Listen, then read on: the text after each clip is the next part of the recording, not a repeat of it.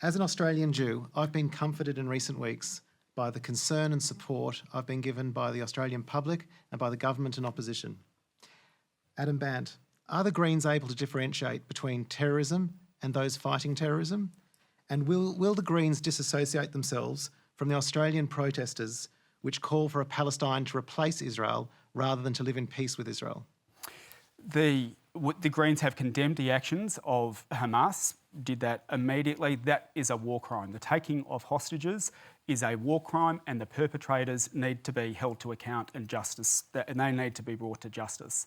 So we are crystal clear. We are crystal clear on that.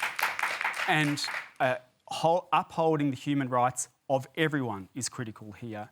And to ensure that the people of Israel and of Palestine can live in a just peace and security, they have to be treated equally.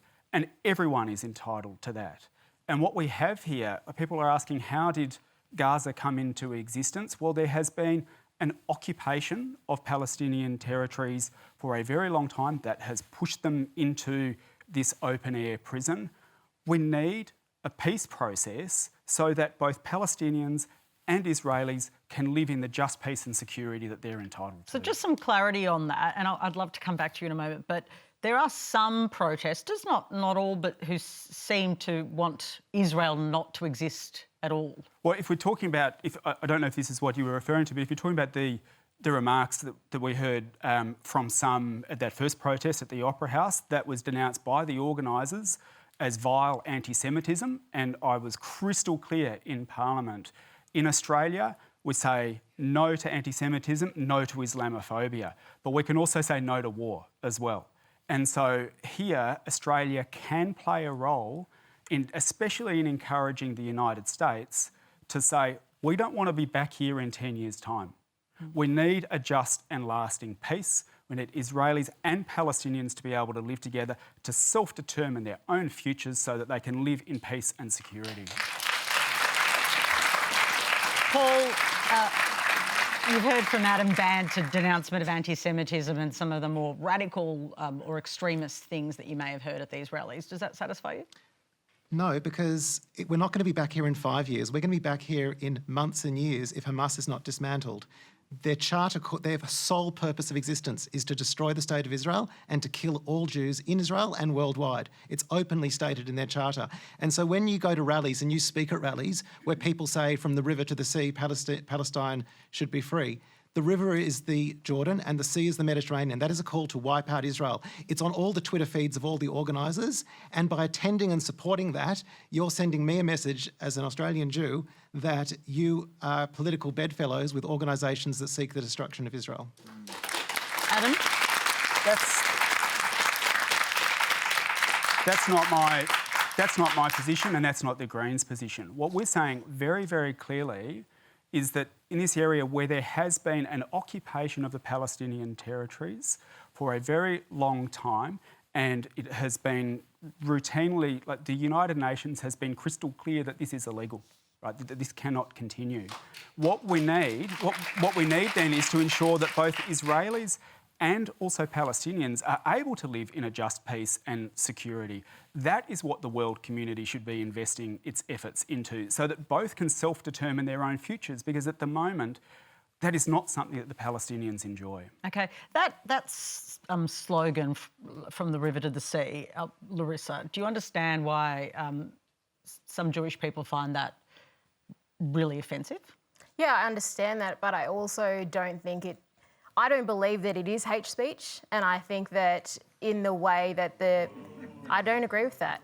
I believe that Palestinians have a right to call for freedom, and I think there is a conflation that happens, and I think we've been talking about a two-state solution for a very long time, and I think that governments have walked away from the negotiation and you can talk about Hamas, but the reality is that Netanyahu, governments need to be held to a higher standard.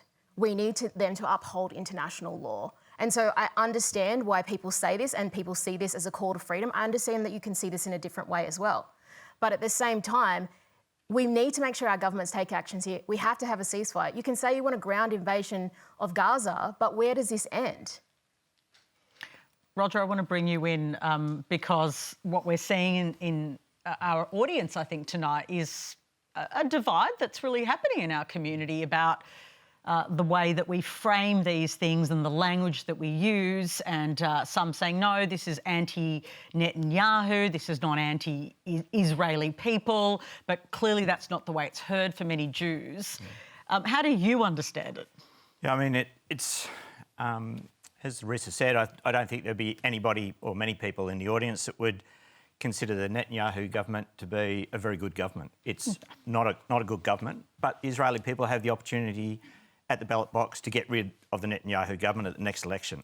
Palestinian people have no opportunity to get rid of Hamas in Gaza because there are no elections. Yep. And so when you talk about holding people to account, there is no holding to account of Hamas. And when we talk about we should have a ceasefire and negotiate, Hamas is not going to negotiate with you.